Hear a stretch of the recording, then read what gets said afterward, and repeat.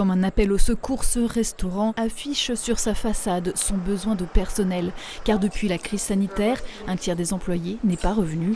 En France, on estime cette défection de l'ordre de 30 à 50% dans l'hôtellerie-restauration. L'activité, elle reprend et on met des affiches, comme vous avez pu voir, sur les portes, un bel optimarque sur le restaurant. Mais alors, on a des CV.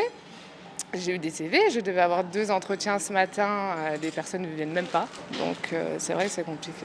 Compliqué et usant pour le personnel en salle et en cuisine qui croule sous la charge de travail. Il y a besoin de plus de monde, ça, il n'y a pas de souci, de plus de bras, de personnes motivées aussi. On est obligé de faire des refus de temps en temps, mais après il y a des loupés, voilà quoi. Les plannings sont quand même vachement remplis, il y a moins de repos, moins de congés, moins de tout quoi. Les difficultés de recrutement sont accentuées, mais ont débuté bien avant la Covid. Le club tourisme de la Chambre de commerce et d'industrie réunissait au quai Alpha à Épinal les professionnels de la branche pour faire le point. Le besoin se fait encore plus ressentir sur les périodes saisonnières où vraiment on a besoin d'avoir de la main-d'œuvre dans nos établissements.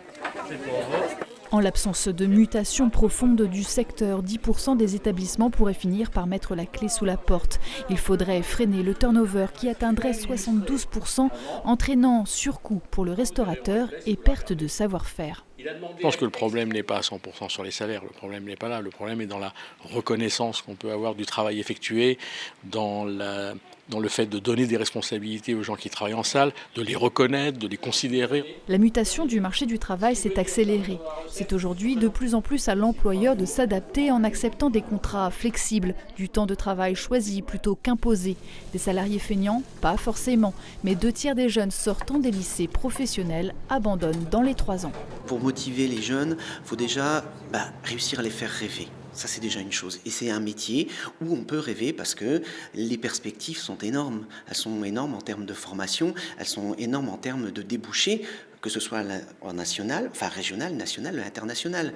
On est le pays de la gastronomie. Une mutation en profondeur prendra du temps. Pour résoudre le problème à court terme, les restaurateurs vont devoir se résoudre à revoir leurs exigences. Du savoir-être sans le savoir-faire ou l'expérience. Quand on a le problème, c'est recruter de nouveaux profils qui ne sont pas des professionnels en salle, les rémunérer autrement, j'ai pas dit plus, les rémunérer autrement. Il n'est pas normal que dans un métier de service comme la restauration, qu'à la fin du mois, quel que soit le travail que j'ai fait, j'ai le même salaire. Sans en connaître le chiffre exact, l'hôtellerie-restauration serait pourvoyeuse de centaines d'emplois dans les Vosges pour les mois à venir.